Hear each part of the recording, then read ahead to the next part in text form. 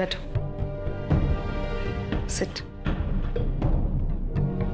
अदालत में तुमने सुना ही होगा कि मैंने तुम्हारा केस टेक ओवर कर लिया है। क्यों? आप मेरा केस क्यों लड़ना चाहती? क्या आपको यकीन है कि मैं निर्दोष हूँ? राधा, मैं तुम्हारी वकील हूँ। तुम्हारा केस अगर मैंने अपने हाथ में लिया है तो तुम पर यकीन तो करना पड़ेगा कि तुम निर्दोष हो। लेकिन एक छोटी सी प्रॉब्लम है, कोर्ट में मेरा यकीन काम नहीं आएगा। अदालत सबूत और गवाह मांगता है फैसला सुनाने के लिए। सबूत, गवाह, अगर यही मायने रखती है तो फिर जल्दी साबित हो जाएगा कि मैंने इशिता जी का खून किया है, क्योंकि सारे सबूत और गवाह मेरे खिलाफ ही तो है ना। मुझे तो सजा मिलकर ही रहेगी, मेरा बचना नामुमकिन है। अपनी जिंदगी में इतनी जल्दी हार मान गई राधा? अगर मैंने नामुमकिन को मुमकिन बना दिया तो?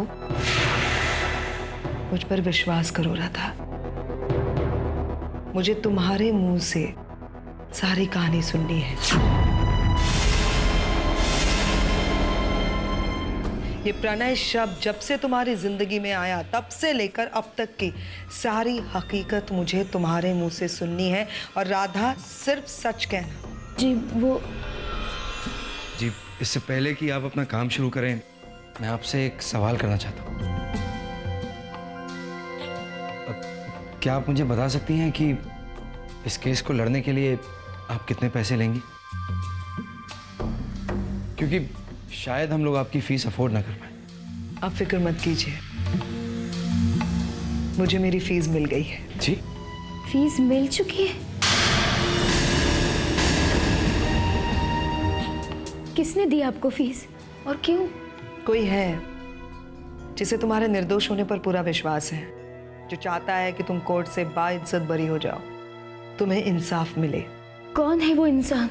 राधा, ये सारी बातें करने के लिए हमारे पास बहुत वक्त होगा, लेकिन फिलहाल मेरे पास वक्त बहुत कम है। मुझे तुम्हारा केस स्टडी करना है, मुझे सारी हकीकत जाननी है। प्लीज मुझे बताओ, शुरुआत से बताओ राधा, प्लीज। मिस्टर प्रणय और मेरी मुलाकात बारिश में हुई, जब मैं हॉस्पिटल से अपनी ड्यूटी खत्म करके घर जा रही थी। उस दिन तूफानी बारिश में मेरी प्रणय से पहली मुलाकात हुई थी। अचानक कार से बाहर आकर मेरा हाथ पकड़ा, तब मैंने बिना सोचे समझे मिस्टर प्रणय को जोर से तमाचा मार दिया। वो रात मैं कभी नहीं भूल सकती। उसके बाद मुझे पता चला कि वो चेतना हॉस्पिटल के ओनर हैं। मैं उन्हें देखते ही चौंक गई। मुझे लगा शायद मेरी नौकरी चली जाएगी। एक दिन डीन ने मुझसे बदतमीजी करनी चाही तो उन्होंने उन्हें तमाचा मार दिया। उनकी वाइफ इशिता जी बीमार रहती थी और जब एक्स्ट्रा जॉब करने के लिए मैं गई तो इशिता मैडम ने मुझे भला बुरा कहा। धीरे धीरे मेरा विश्वास बढ़ता गया।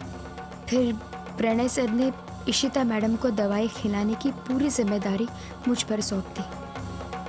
और पार्टी के दिन प्रणय ने मुझे खास इशिता मैडम को दूध पिलाया कि नहीं उस बारे में पूछा था, पर मुझे क्या पता था कि दवाई बदल दी होगी और उस दवाई में जहर होगा। और पार्टी में इशिता मैडम जमीन पर गिर गई और जहर की वजह से उनकी मौत हो गई। पुलिस के आने के बाद प्रणय ने सारा इल्जाम मुझ पर थोप दी। मेरे अरेस्ट हो जाने पर एक दिन मिस्टर प्रणय मुझे जेल में मिलने आए। तब उन्होंने मुझे कहा कि उनका यही मकसद था और उन्होंने इशिता जी का खून किया है। तब मुझे पता चला कि ये एक सोची समझी चाल थी।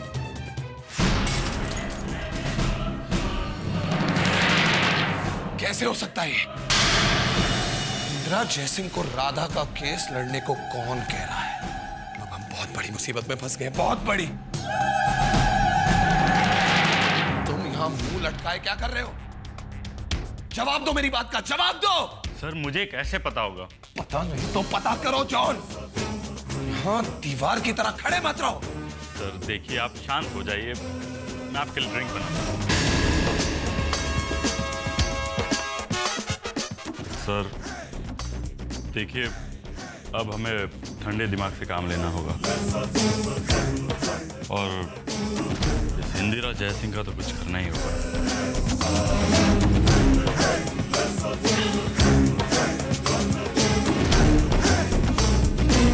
तुम सही कह रहे हो जॉन। इस इंदिरा जयसिंह के बारे में कुछ ना कुछ तो करना ही पड़ेगा, क्योंकि कोर्ट में उसके सामने जीतना नामुमकिन है।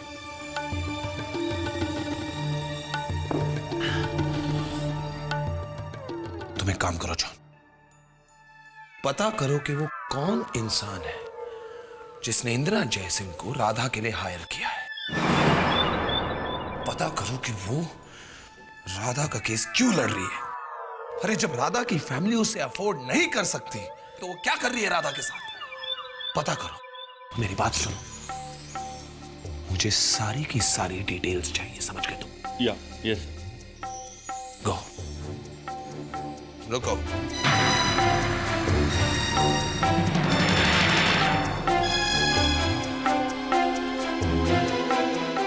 जॉन, मुझे डिटेल्स चाहिए, वो भी एकदम जल्दी। और एक बात याद रखना जॉन, अगर मुझे कुछ हो गया ना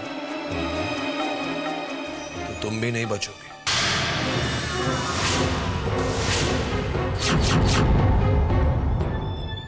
रिमेंबर दैट। कौन है वो और इंदिरा जयसिंह ही क्यों? इंदिरा जयसिंह को कौन हायर कर रहा है? आखिर कौन?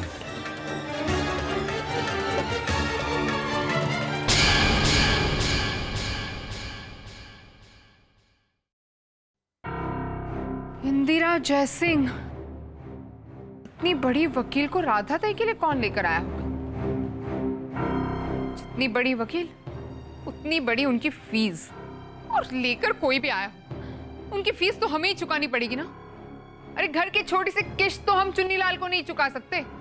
मुझे तो लगता है कि राधा ताई को बचाने और इस वकील की फीस चुकाने में हम बर्बाद हो जाएंगे, कहीं के नहीं रहेंगे हम। एक पैसा नहीं बचेगा हमारे पास, समझ लेना आप। बस करो मेघना, बस करो अपना ये बुड़बुड़ाना। अरे जो कुछ हुआ उसके लिए हमें भगवान का शुक्रगुजार होना चाहिए। तुम ही लोगों ने मुझे बताया था ना कि सरकारी वकील किस तरह से लड़ रहा था। वो सुनकर तो मुझे लगा था कि भगवान मेरी प्रार्थना नहीं सुनेंगे और हमारी राधा को जिंदगी भर जेल में ही रहना होगा। लेकिन जो सच्चे होते हैं, जो सही होते हैं, भगवान उनकी जरूर सुनते हैं। हाँ हाँ जी, अगर आप भगवान से प्रार्थना कर लो तो वो तो वकील की फीस भी चुका देगा। नहीं? जरूर। अगर मेरी भक्ति सच्ची है और मेरी राधा निर्दोष है तो वो पैसे भी चुका देंगे। हाँ हाँ, मैं भी देखती हूँ कहाँ से होता है इंतजाम। बहस मत करो मेघना, तुमसे कोई पैसे नहीं मांग रहा है। ऐसे ही बुरे वक्त में काम आने के लिए मैंने अपने अकाउंट में 25,000 रुपए बचा कर रखे थे।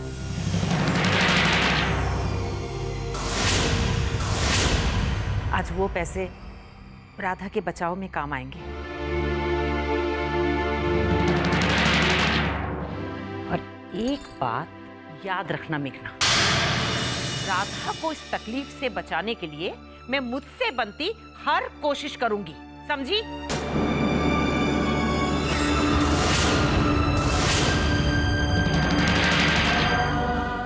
जया, आज मुझे बहुत खुशी हो रही है कि तुम राधा को, उसकी सोच को समझ पाई हो। तुम्हारे लिए, हमारे लिए, इस परिवार के लिए राधा की क्या अहमियत है, इसे समझ पाई हो। और ये 25,000 रुपए देकर तुमने इस बात को साबित भी कर दिया है जया। 25,000 इतना तो इंदिरा जयसिंह का एडवांस होगा। उनके लिए तो ये कुएं में एक बूंद के जितना है, इससे कुछ नहीं होगा।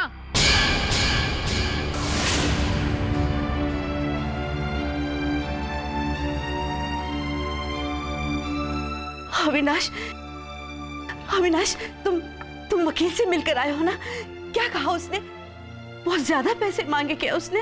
हाँ? आजी, आप बिल्कुल शांत हो जाइए और चिंता करने की कोई जरूरत नहीं है। इंदिरा जयसिंह को हमें एक पैसा नहीं देना होगा।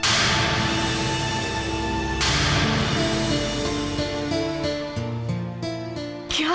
पता नहीं, पर किसी ने इस केस के पूरे पैसे चुका दिए। देखा मेघना, भगवान ने इसका भी इंतजाम कर दिया है। चुका दी उसने वकील की भी फीस, अब हमें उसका कुछ नहीं देना होगा। कि भगवान कहाँ से इंतजाम करेंगे? जरूर किसी ना किसी की चाल है, होगा कोई राधा ताई का चाहने वाला।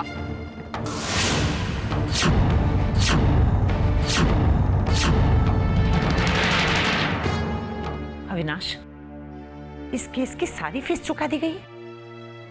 ऐसा कौन सा फरिश्ता है जो हमारी ऐसे मदद कर रहा है? अविनाश, कौन है वो?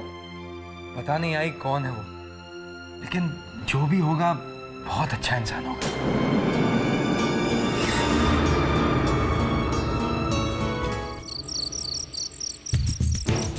मैं बोल रहा हूं। मैं जानना चाहता हूं कि बात आगे कहां तक पहुंची है। मैंने राधा का केस अपने हाथ में ले लिया है। गुड।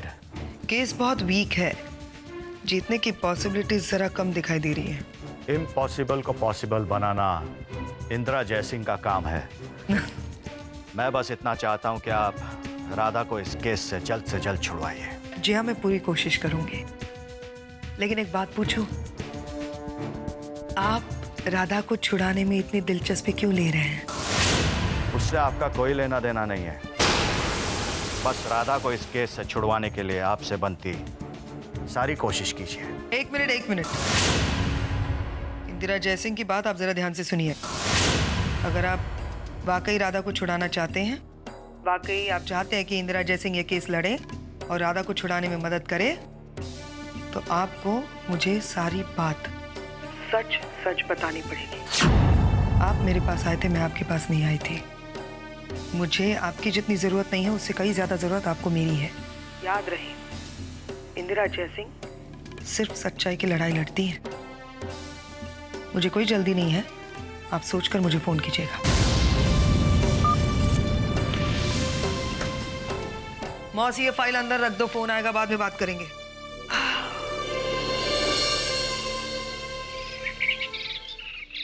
हे गणपति बप्पा, कुछ ऐसी दया करना प्रभु कि वो नई वकील हमारी राधा को छुड़वाने के लिए कुछ ना कुछ जरूर करे। हमें निराश मत करना प्रभु, हमारी उम्मीदों को पूरा कर, हम पर दया करना। नागाननाय श्रुति यज्ञ विभूषिताय गौरी सुताय गणनाथ नमो नमस्ते। लो बेटा, प्रसाद ले। वरदाय सुरप्रियाय लंबोदराय तुम दोनों भी माथा टेक लो। नागाननाय श्रुति यज्ञ विभूषिताय ये लो बेटा प्रसाद। गणनाथ नमो नमस्ते।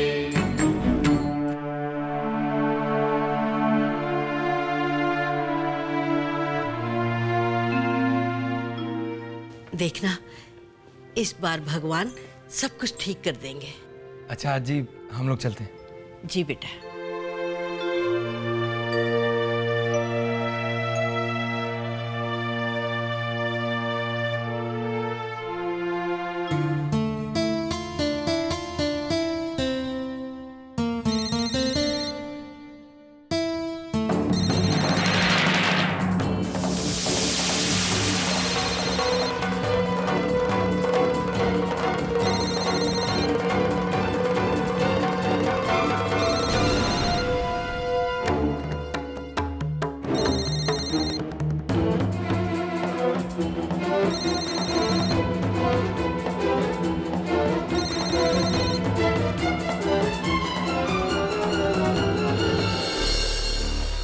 मशहूर वकील इंदिरा जयसिंह ने हॉस्पिटल की एक हारी हुई नर्स का केस बड़े ही अजीबो गरीब हालात में अपने हाथ में लिया।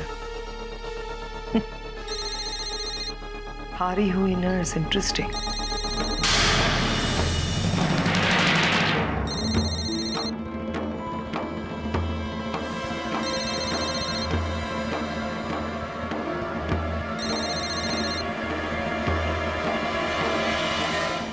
हेलो। आखिर सारी रात सोचने के बाद आपने फाइनली ये फैसला कर ही लिया कि इंदिरा जयसिंह को सारी कहानी बताई जाए। Better late than never. कहिए। You are really a very intelligent woman. सुनिए,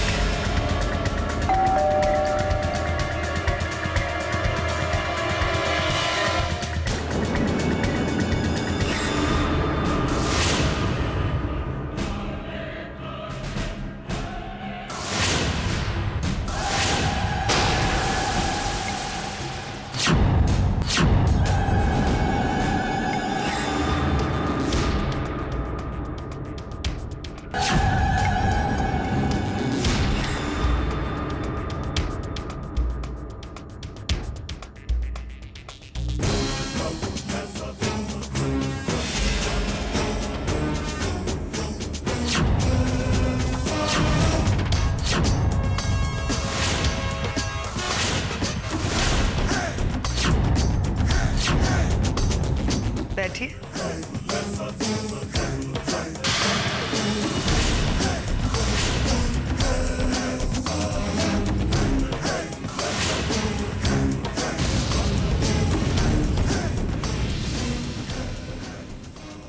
चेक खोल रहा हूं।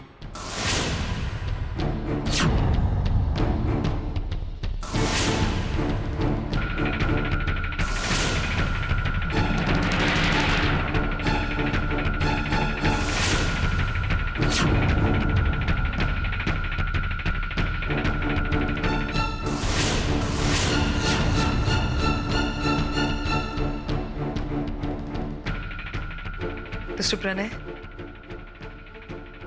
क्या है ये सब? इंदिरा जी, ये एक ब्लैंक चेक। इसमें कीमत आप डालिए और काम मेरा हो। आप जो भी रकम इसमें डालना चाहे डाल सकते हैं, पर मैं चाहता हूं कि आप ये केस छोड़ दें।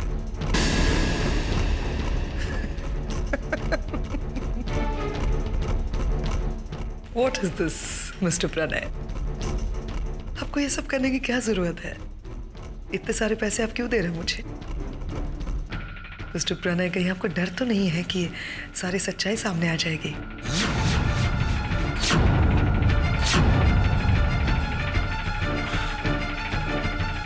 सच्चाई?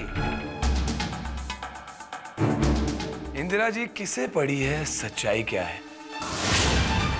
कौन जानना चाहता है कौन कसूरवार है और कौन निर्दोष? सच तो वो है जो कोर्ट में होगा। एग्जैक्टली।